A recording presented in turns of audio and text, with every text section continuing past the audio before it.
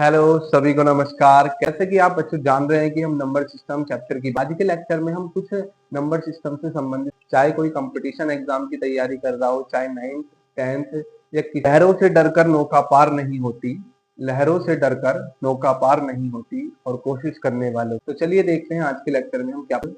Zero is the rational number or not. Hello सभी को नमस्कार। कैसे हैं आप लोग? आशा करता हूँ आप सब बहुत ही अच्छे होंगे, जिंदाबाद होंगे और जबरदस्त होंगे। और जिस भी टाइम से आप ये वीडियो देख रहे हैं उस टाइम की आप सभी को बेस्ट विशेष।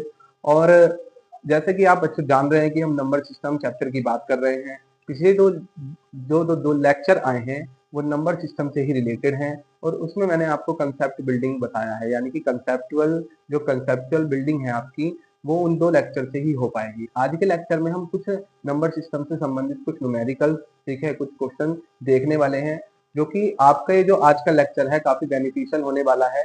चाहे कोई कंपटीशन एग्जाम की तैयारी कर रहा हो, चाहे 9th 10th या किसी भी एंट्रेंस एग्जाम की वो 8th लेवल पर तैयारी कर रहा है, तो उसके लिए काफी बेनिफिशियल लेक्चर होने वाला है। आई होप आप सभी को जो दो लेक्चर है वो समझ में आए होंगे और आज हम ये तीसरा लेक्चर नंबर सिस्टम का लेने वाले हैं।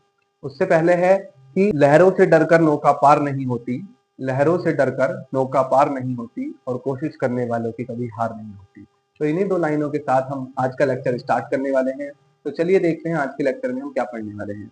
देखिए एक क्वेश्चन पूछा जाता है सबसे पहले कि is zero is the rational number or not, is zero is the rational number or not.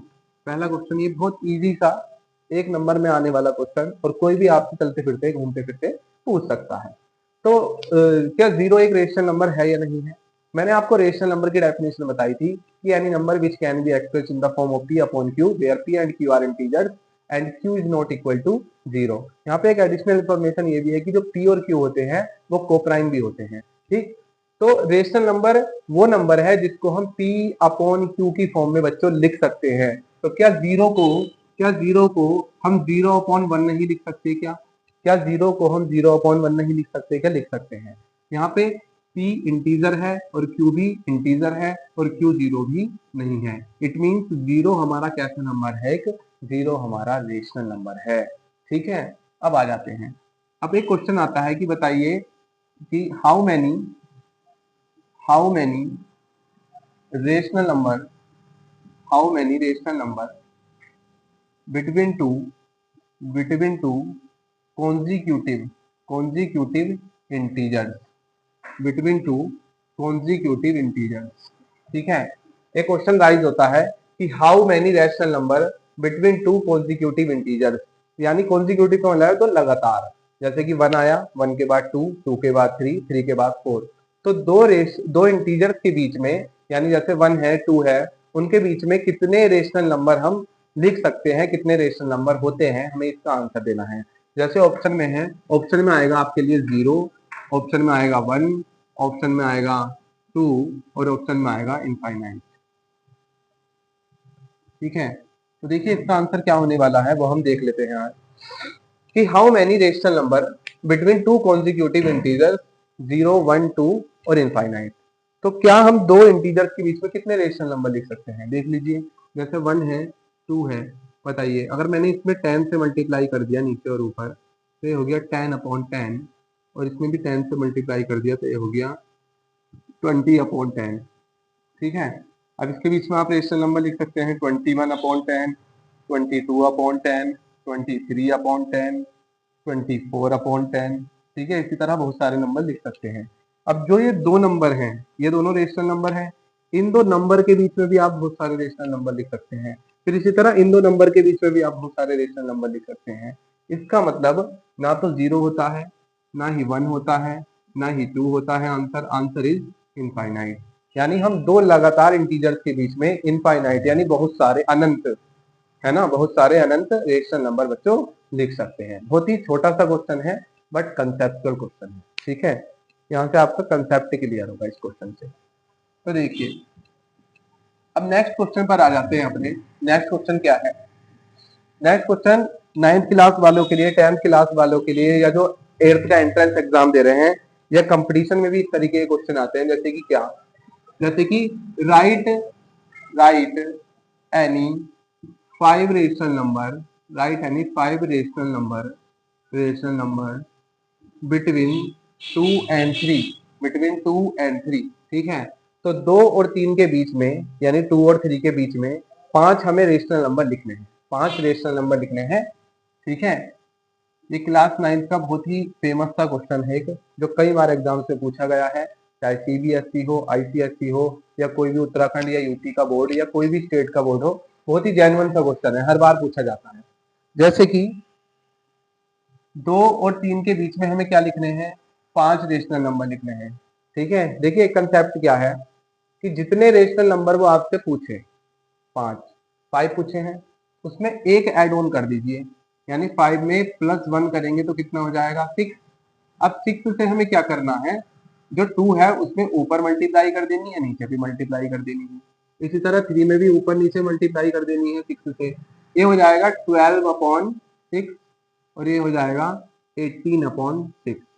अब आप इनके बीच में नंबर लिखना स्टार्ट कर दीजिए, जैसे 13/6, ठीक है, 14/6, 15/6, 16/6, 17/6 और ये आपका हुआ 18/6।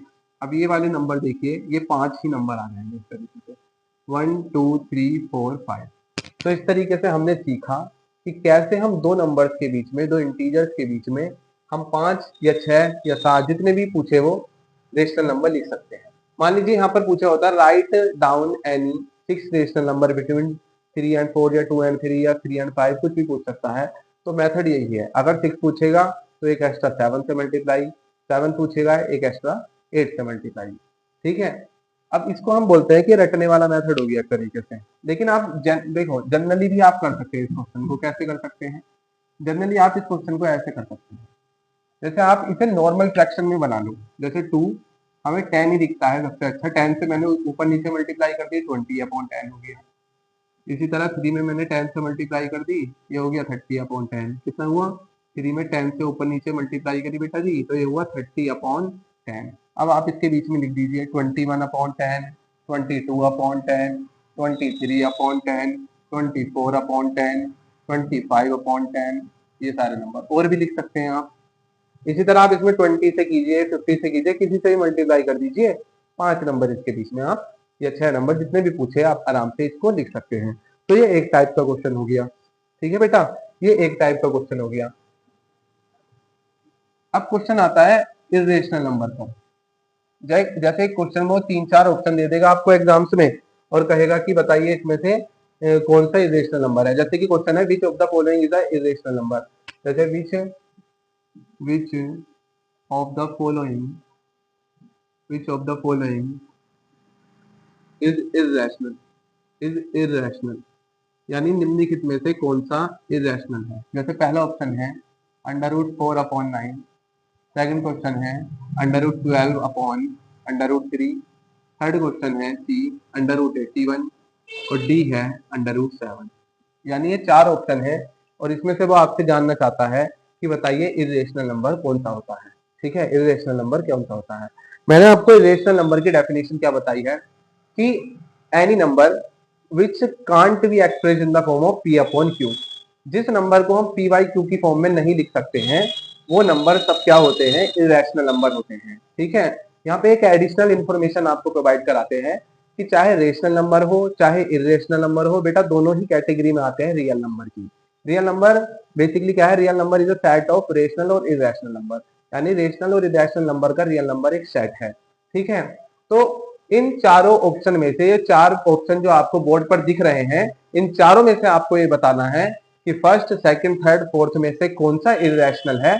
उससे तो इरेशनल बताने के लिए आपको रैशनल का आइडिया होना चाहिए, यानी अगर हम तीनों को एक्सक्लूड कर दें, तीन ऑप्शन को कि जो रेशनल है, तो हमें ऑटोमेटिकली इरेशनल पता चल जाएगा। जैसे पहले ऑप्शन पर आते हैं, ऑप्शन नंबर ए, सॉल्यूशन में देख रहे हैं हम ये ऑप्शन नंबर ए, इसको √4/9 लिखा मैंने। तो बताइए √4, अच्छा 4 किसका स्क्वायर रूट होता है, 2 का। 9 किसका स्क्वायर रूट होता है, 3 का, ठीक है। देखिए आपको मैं एक चीज बता दूं, अगर आपको अपना मैथ स्ट्रॉन्ग करना है तो मैथ के 2 चीजें होती हैं, यानी मैथ जो है 2C से मिलकर बना है। एक सी होता है कंसेप्चुअल, एक सी होता है कैलकुलेशन। तो कैलकुलेशन वाला पार्ट आपका तभी स्ट्रॉन्ग होगा जब आपको टेबल्स याद होंगे, स्क्वायर रूट याद होंगे, स्क्वायर याद होंगे, क्यूब याद होंगे, क्यूब रूट याद होंगे, ठीक है, और मल्टीप्लीकेशन आपकी अच्छी होगी, जो हम 6 to 8 में सीखते हैं बेसिकली, या 1 to 8 तक जो सीखते हैं वो सब आपको आना चाहिए, तभी आपका कैलकुलेशन वाला पार्ट स्ट्रॉन्ग हो जाएगा, तो कंसेप्ट आप सीख लेंगे, मैथ आपका स्ट्रॉन्ग हो जाएगा। तो इस पर आते हैं, इसको हम लिख सकते हैं 2/3। तो क्या 2/3 एक रेशनल नंबर है या नहीं है? बी ऑप्शन पर आते हैं, ये √12 है, ये √3 है। अच्छा 12 को हम क्या लिख सकते हैं, 4 into 3।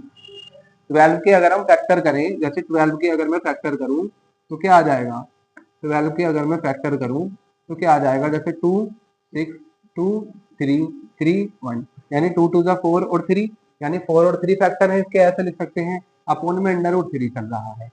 ठीक, अच्छा √4 का क्या आ सकता है बाहर, 2 आ सकता है स्क्वायर रूट, लेकिन ब्रैकेट में अंडर रूट ऐसे रहेगा, मतलब अंडर रूट के अंदर 3 ऐसे रहेगा, √3 अपॉन में √3 से √3 गायब, तो आ गया आंसर 2। क्या 2 एक इरेशनल नंबर है या रेशनल नंबर है?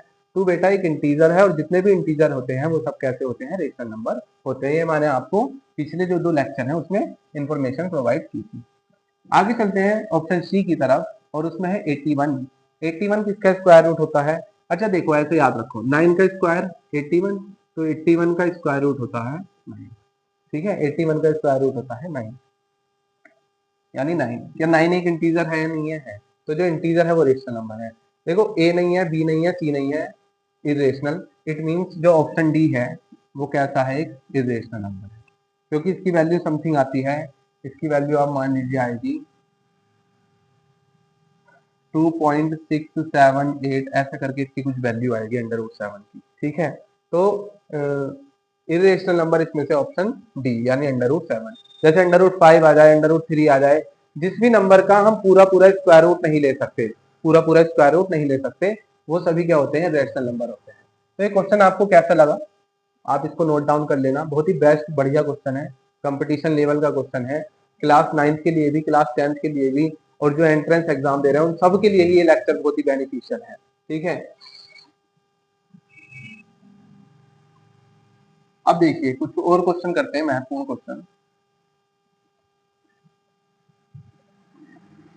देखिए क्वेश्चन आता है, बहुत ही जेन्युइन का क्वेश्चन है, कि √3 और √2 के बीच में, √2 और √3 के बीच में हमें एक रेशनल नंबर बताना है। ठीक है, right a rational number between √2 and √3। तो √2 और √3 के बीच में रेशनल नंबर कैसे, या वाई ऑप्शन दे देगा वो कि कौन सा है इसमें से। जैसे देखो √2 को हम क्या लिख सकते हैं, √2 को लिख सकते हैं 1.4141, ऐसे आता जाता है। ठीक है, √3 को भी क्या लिख सकते हैं, 1.732, और कुछ आता जाता है।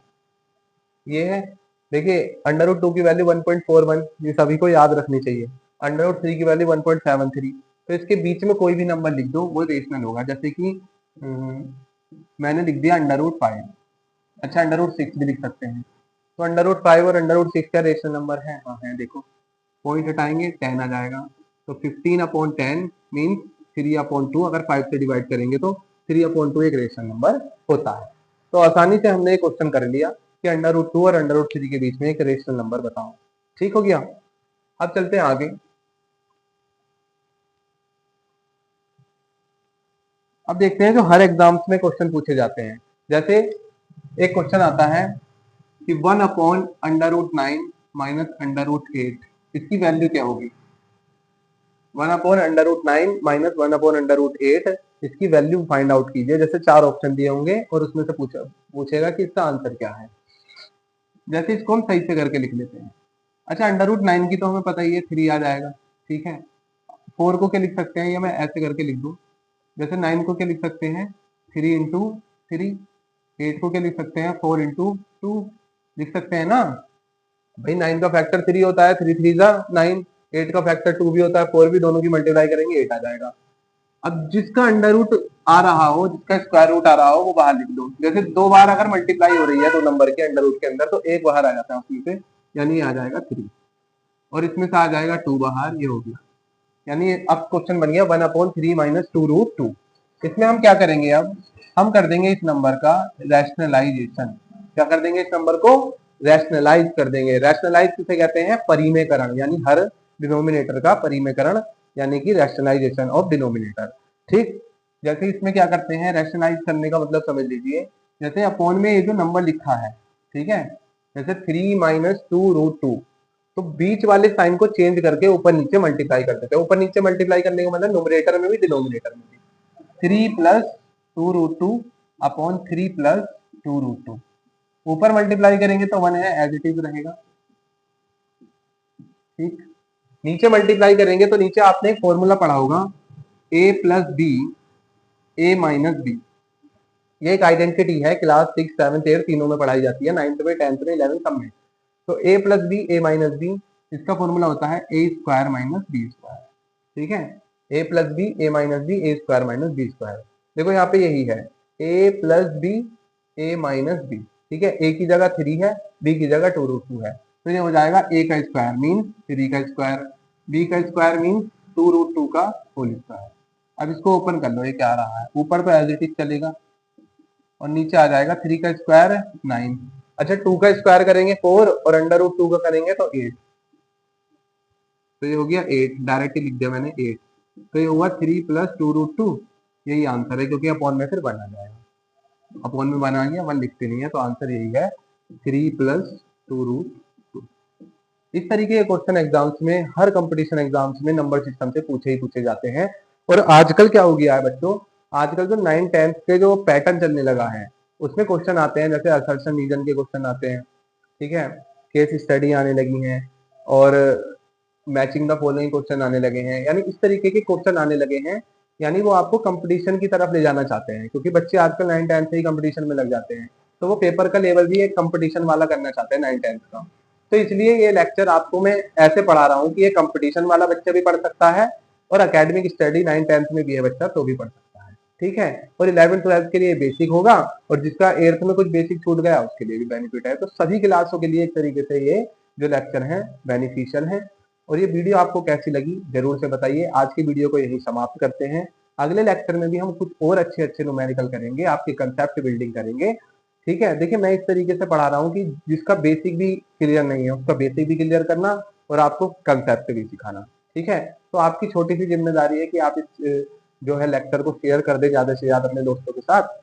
इसी के साथ हम आपसे आज विदा लेते हैं। नमस्ते, जय हिंद, बाय।